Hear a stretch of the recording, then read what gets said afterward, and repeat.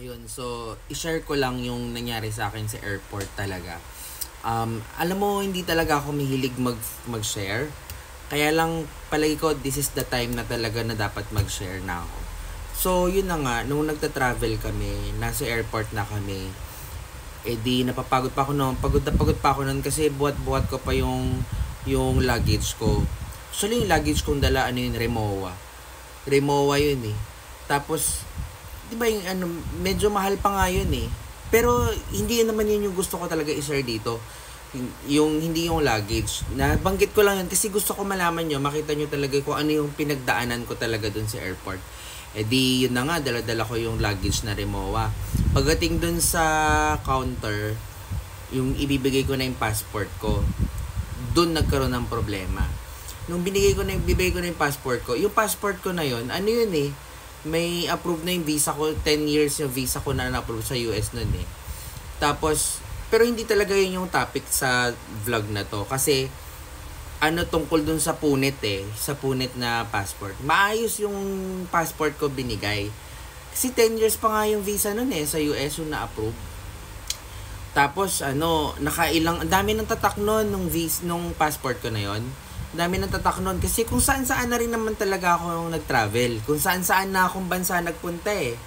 Kaya, kumbaga sanay ako. Hindi ko sinasabi, hindi yun yung pinaka-topic ko dito kasi nabanggit ko lang yan para alam nyo rin yung sitwasyon na, hoy, sanay ako mag-travel. Talagang well-traveled ako. Hindi nyo ako maloloko.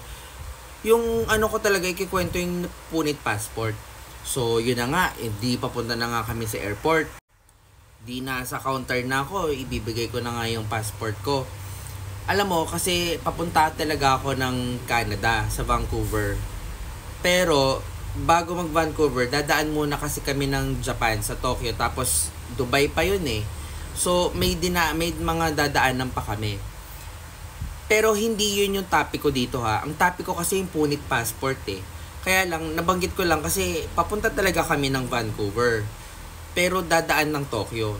So, medyo malayo yung flight. Kasi nga, Canada, papunta akong Canada eh. Galing akong Pilipinas. Hindi ako sanay na pagdating kasi dito sa Pilipinas, iba na yung sitwasyon eh, di ba? Dami ng mga tsetseborecha sa airport. Pero kasi sa Canada, hindi naman ganun eh. Pag pupunta ako ng Vancouver, hindi ganun eh. Oh. Tapos, dumadaan pa kami ng Japan, hindi naman ganun eh. Pag may layover kami sa Tokyo, hindi naman gano'n yung nangyayari. Pero dito sa Pilipinas, grabe talaga. Pagkaabot ko, maayos ko yung inabot eh. Yung passport ko nga na may 10-year na approved na visa. Nung binigay sa akin, binalik sa akin, yun na nga, napunit. Oh. May punit siya. Di nila ako sa immigration. Pagdating ko doon, syempre binaba ko muna yung Rimowa. Yung luggage, 'di ba? Tapos pati nga yung tubig, napansin yung tubig. Yung dala-dala kong tubig, napansin pa kasi bawal daw.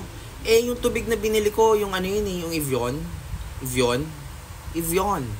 Diba? Yun yung binili ko. Kasi hindi naman talaga ako nagtutubig ng mga kung ano-anong brand lang. Pero hindi talaga yun yung kwento Kasi yung pagpunit ng passport yung kwento Nababanggit ko lang para alam niyo yung pinagdaanan ko rin.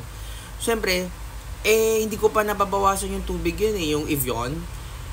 Tapos, napansin din, iiwan daw. Syempre ako, sige okay lang yung tubig, iiwan. Pero yung hindi kami makatuloy kasi sasabihin mo napunit, syempre, parang hindi naman tama yun. Sa Vancouver pa kami pupunta, dadaan pa kami ng Hong Kong. Tapos yung visa, yung ng Tokyo. Tapos yung visa ko, 10-year yung approved na visa sa US yan. Oh. Grabe talaga dito sa Pilipinas.